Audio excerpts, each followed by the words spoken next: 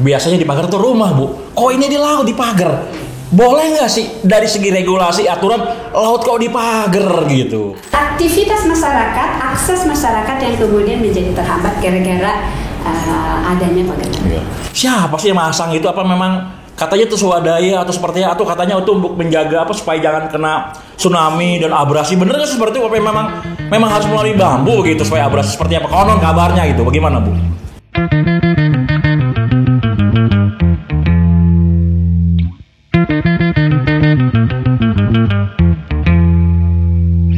Assalamualaikum warahmatullahi wabarakatuh. Jumpa lagi dengan podcast JDH Biro Hukum Provinsi Banten untuk edisi tahun 2025. Pada kesempatan podcast kali ini, kita akan mengambil tema yang saat ini benar-benar sedang viral, terutama di Provinsi Banten, bahkan sudah mencapai tingkat nasional, yaitu tentang pagar laut. Ya. Tema kita pada podcast kali ini adalah tegas Pemprov Banten siap cabut pagar laut. Alhamdulillah, pada hari ini kita undang narasumber yang sangat kompeten. Beliau adalah Kepala Dinas DKP Dinas Kelautan Provinsi Banten, yaitu Ibu Eli Susianti SHMH yang telah hadir di tengah-tengah kita. Assalamualaikum, Bu. Waalaikumsalam. Sehat? Alhamdulillah. Alhamdulillah. Yang penting sehat dulu. Sip. Baik. Sahabat podcast yang berbahagia, pagar laut sepanjang kurang lebih 30,16 km terbentang di perairan Kabupaten Tangerang ternyata berdampak signifikan pada kehidupan nelayan, sehingga mengakibatkan terganggunya nelayan sekitar kurang lebih 3.000-an, bahkan juga ada 502 pembudidaya. Kenapa mereka terganggu? Karena aksesnya terbatas dengan adanya pagar, sehingga ruang gerak dalam rangka pencarian nafkah untuk di daerah tangkap itu terbatas. Oleh karena itu, pada kesempatan ini kita tanyakan bagaimana DKP yang punya tupoksi di dalamnya menyikapi dengan pagar laut yang sementara ini menjadi fenomenal di Kabupaten Tangerang, terutama di Provinsi Banten. Izin Ibu, saya panggilnya Bu Kadis aja kali ya, biar lebih enak gitu. Walaupun ini adalah bestie saya. Bu Kadis, apakah Dinas Kelautan atau DKP Provinsi Banten tahu nggak sih tentang adanya pagar laut ini? Gimana? Baik, terima kasih Pak Karo. Teman-teman semua, informasi awal terkait dengan keberadaan pagar laut ini kami dapatkan di sekitar pertengahan Agustus tahun 2024. Yeah. Ada pengaduan dari masyarakat nelayan melalui HNSI Ranting Mau kepada Dinas Kelautan dan Perikanan. Kemudian beberapa hari setelah mendapat informasi, kami melakukan investigasi langsung, mengecek langsung apakah betul informasi tersebut. Dan ternyata hasil dari investasi awal itu betul, telah terjadi pemagaran laut di daerah Mau. Pada saat itu panjangnya masih di sekitar angka 2 km. Kemudian setelah Agustus, kami September bersama-sama mengundang ke instansi lain. Waktu itu kita mengundang KKP, Kementerian Kelautan dan Perikanan, melalui Pangkalan Jakarta, PSDKP. Kemudian kami mengundang HMSI Provinsi Banten dan juga Kabupaten Tangerang untuk kami turun bersama-sama. Nah, pada saat yang kedua ini kita berada di titik spot yang berbeda. Yang pertama sudah kita upayakan untuk dihentikan, kedua ternyata juga berlanjut, dan kemudian kita minta kerja untuk menghentikan pekerjaan itu. Ada 4 kali kami melakukan investigasi sampai terakhir itu kita 1 Oktober 2024 kita bergabung bersama dengan TNI Angkatan Laut, Polairut, HNSI, Kabupaten, Kementerian, kita bergabung bersama-sama ke sana, dan pada saat itu panjangnya baru 13,24. Jadi kalau dibilang pagar laut itu misterius, tidak misterius Pak Karo. Jadi kami sudah mengawal itu sebetulnya dari bulan Agustus. Yang misterius itu yang sampai saat ini kita sedang melakukan pendalaman dengan Kementerian. Ada apa di balik pagar laut ini, kemudian siapa pelakunya, siapa yang bertanggung jawab, itu yang masih dalam misterius. Keberadaan pagarnya sudah kita ketahui sejak Agustus. Begitu. Terus ini kan pagar, biasanya di pagar itu rumah, Bu. Kok ini di laut di pagar? Boleh nggak sih dari segi regulasi aturan laut kok di pagar gitu? Gimana nih, gimana coba? Baik, saya ini sebelum saya menceritakan tentang itu, saya teringat pada saat saya masih bertugas di Badan Keamanan Laut, kami mengadakan lomba menggambar terkait dengan keamanan laut. Yang pesertanya itu adalah anak SD. Salah satu peserta itu menggambar pagar di tengah laut. Dan si anak itu masuk 10 besar. Dan ternyata setelah sekian puluh tahun dari kejadian, saya sebagai panitia sekarang terbukti Pak Karo, ada pagar di tengah laut di pantai utara Kabupaten Tangerang membentang sepanjang 30,16. Nah, sepanjang 30,16 itu tidak diartikan dari mulai desa Muncung sampai dengan Paku Haja itu tersambung gitu, enggak Pak Karo? Ya. Jadi ada memang terputus gitu ya. Itu melewati kawasan pemanfaatan umum, di mana sesuai dengan Perda kita 1 tahun 2023 tentang RT/RW itu ya, tentang RT/RW betul bahwa kawasan pemanfaatan umum itu digunakan untuk salah satunya adalah zona perikanan tangkap, zona perikanan budidaya, zona pariwisata, zona pelabuhan, zona ESDM, bahkan beririsan dengan kegiatan tanggul batas laut. Jadi artinya kan ada aktivitas masyarakat, akses masyarakat yang kemudian menjadi terhambat gara-gara adanya pagar. Ya. Yang jelas kalau dari yang disampaikan oleh Ibu Kadis tadi, bahwa ini bertentangan dengan Perda kita, Perda nomor 1 tahun 2022 ya? 2023. Tentang RT/RW ya. Jadi pada akhirnya itu sebenarnya tidak boleh tuh laut di pagar ya? Betul. Jadi laut kan sifatnya adalah akses yang boleh dinikmati oleh umum. Ketika ini ada pagar-pagar, artinya ada pembatasan terkait akses itu. Kemudian yang kedua ada rezim terkait dengan pemanfaatan ruang laut. Jadi kalau kita berdasarkan Undang-Undang 23 tahun 2014 itu, kewenangan 0 sampai 12 memang pengelolaan sumber daya kelautan yang diberikan kepada provinsi. Namun ketika kita berbicara masalah pemanfaatan ruang laut berdasarkan Undang-Undang 6 tahun 2023 yang merupakan Perpu pengganti Undang-Undang 2 tentang Cipta Kerja tahun 2022, di sana memang disebutkan setiap orang atau badan yang melakukan kegiatan pemanfaatan ruang laut yang sifatnya menetap itu 30 hari lebih, maka wajib memiliki izin dasar. Izin dasar itu adalah KKPRL. Nah, KKPRL ini dikeluarkannya oleh kementerian, gitu. Jadi kalau mekanisme pengelolaan kewenangannya ada di kita, tapi ketika kita berbicara pemanfaatan ruang laut dengan izinnya itu izinnya adalah kementerian ya. Tapi kami selama ini berkoordinasi terus. Terus itu pagarnya terbuat dari apa? Apakah memang hanya pagar bambu aja seperti apa? Coba bisa digambarkan, Bu. Struktur pagar laut yang kami lihat di lapangan panjang itu kurang lebih 6 meter Pak Karo. Jadi rata-rata tuh 4 meter tancap ke lautnya, tampak di permukaan di atas air itu sekitar 2 meter. Kemudian jarak bambu dengan bambu itu ada di sekitar 50 sampai 1 meter antara bambu dengan bambu. Terus atasnya itu sekitar 1,5 meter. Artinya lebarnya. Dan di atas lebar satu bambu 1,5 ini dihamparin yang kayak bilik gitu ya.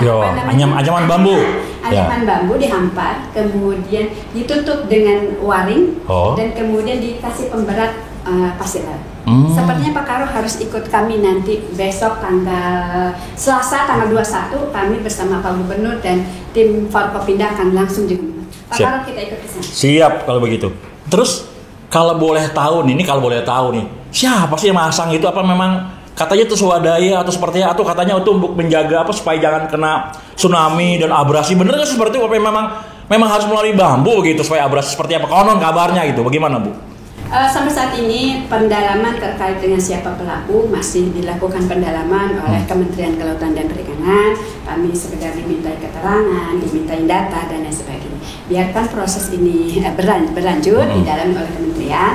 Sementara memang dari keterangan yang ada di lapangan, para pekerja itu menyebutkan dia hanya diperintah gitu kan, kami hanya dibayar. Itu keterangan awal yang kami peroleh ya. Terus kemudian ada memang kelompok masyarakat, saya lupa nama kelompoknya itu, menyebutkan bahwa ini adalah swadaya masyarakat gitu ya.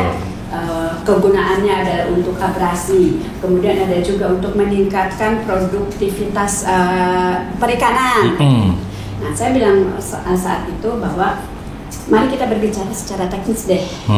Mereka mengklaim apapun itu silahkan, itu hak mereka. Tapi ketika kita berbicara teknis, bagaimana teknis pembuatan breakwater, karena mereka bilang bahwa itu adalah sebagai pemecah ombak, mencegah abrasi. Maka kita harus berbicara secara teknis. Apakah betul pagar yang terpasang sejauh 30,16 meter sudah memenuhi standar pembuatan breakwater?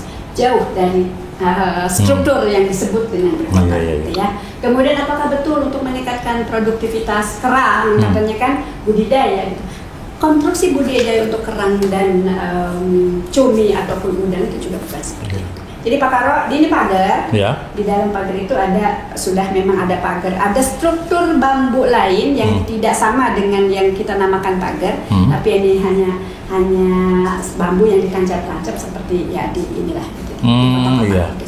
Terus dampaknya kepada nelayan dan kemudian seperti apa yang real yang Ibu setelah melakukan, katakan udah melakukan investigasi ke sana, seperti apa dampaknya itu? Tadi seperti yang disampaikan Pak Karo, di sepanjang perairan utara Kabupaten Tangerang itu ada 3.888 nelayan, kemudian ada 502 pembudidaya yang aktivitas keseharian mereka adalah di laut. Kemudian ketika ini terjadi pemagaran dan ada kotak-kotakan laut, maka yang pertama yang mereka rasakan ada dampak secara akses. Dari biasanya mereka menuju titik tangkap mereka, fishing ground mereka bisa melakukan lurus, kemudian sekarang ada pagar itu harus berbelok dan lain sebagainya. Artinya dengan itu ada energi yang bertambah, ada waktu yang harus bertambah, ada biaya untuk BBM yang harus bertambah. Itu dari segi itu. Kemudian yang kedua, ini dari segi keselamatan. Ketika ini gelap, maka nelayan bisa saja menubruk atau menyangkut di pagar-pagar. Dan ini sudah kejadian Pak Karo, ada beberapa kapal yang juga menabrak dan sebagainya. Belum ketika kita berbicara ekologi lingkungan dari akibat pembakaran itu, banyak sekali. Terus sesuai dengan tupoksinya DKP, apa tindakan yang akan diambil oleh DKP terkait dengan atau menyelidiki dalam permasalahan ini seperti apa? Baik, kami ada kegiatan pengawasan sebetulnya Pak Karo ya. Pengawasan baik yang rutin maupun insidentil. Nah, yang kemarin kami lakukan itu adalah bentuk pengawasan insidentil karena ada aduan masyarakat, ada laporan masyarakat, maka kami turun ke lapangan, gitu ya. Dari hasil investigasi ini kami laporkan, kemudian kami berkoordinasi dengan lembaga dan kementerian yang terkait. Nah, sekarang prosesnya masih terus dijalani. Gitu. Kan ini dibilangnya katanya dia punya itunya maksud saya penghasilan masyarakat menjadi rendah karena dengan ini terganggu sehingga harus jauh tadi ya, biaya prosesi harus besar seperti apa. Nah, terus ada nggak upaya-upaya dari DKP dalam memberikan solusi kepada nelayan yang menghadapi seperti ini, misalnya memberikan bantuan kepada mereka atau seperti apa gitu, atau memberikan penyuluh seperti apa lah kira bantuan itu? Kita ada program pembelanjaan yang diberikan kepada masyarakat, tapi konteksnya sebetulnya bukan untuk karena ada case ini, kemudian ini sudah kita lakukan sebetulnya dari tahun 2020. Oh, memang sudah berjalan sebelumnya ya? Kita memang memberikan bantuan alat tangkap, dalam rangka meningkatkan produksi perikanan di sektor bidang tangkap sebetulnya, gitu ya. Kalau untuk upaya bantuan, yang jelas sekarang kita menginginkan hak masyarakat nelayan ini kembali untuk dapat bisa beraktivitas tanpa hambatan ke lokasi di mana mereka beraktivitas setiap hari. Terus izin Bu Kadis, dari DKP sendiri dalam rangka memberikan sosialisasi ya kepada masyarakat kedepannya supaya ini jangan terulang lagi seperti apa?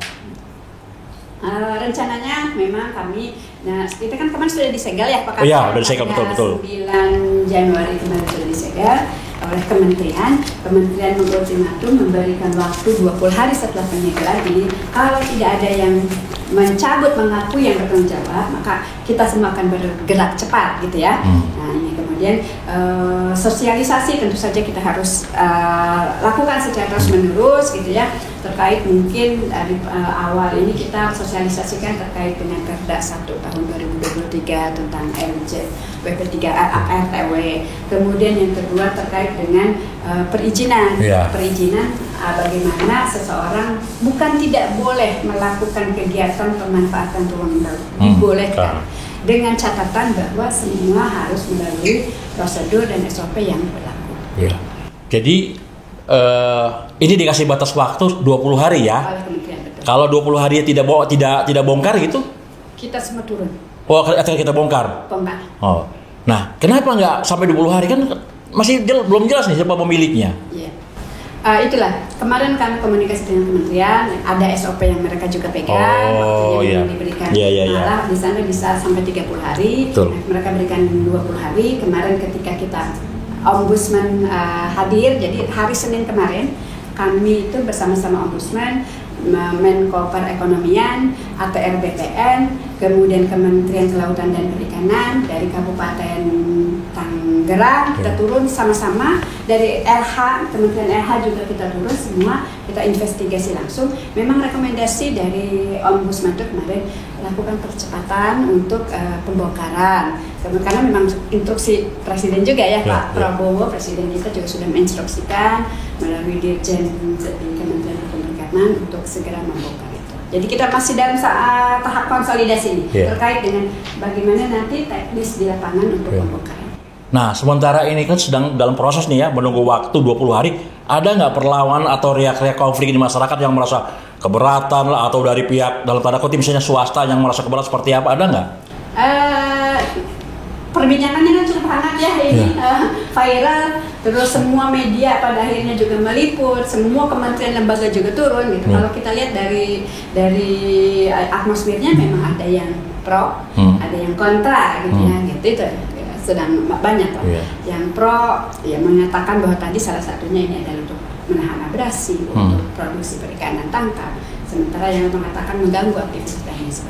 Kita ini aja di luar pro dan kontra, kita kan normatif saja. Ini sudah berizin atau tidak?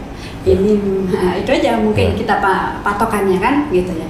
Ini berizin atau dia, sudah memiliki KKPL belum, sudah AMDALnya sudah ada belum, dan sebagainya.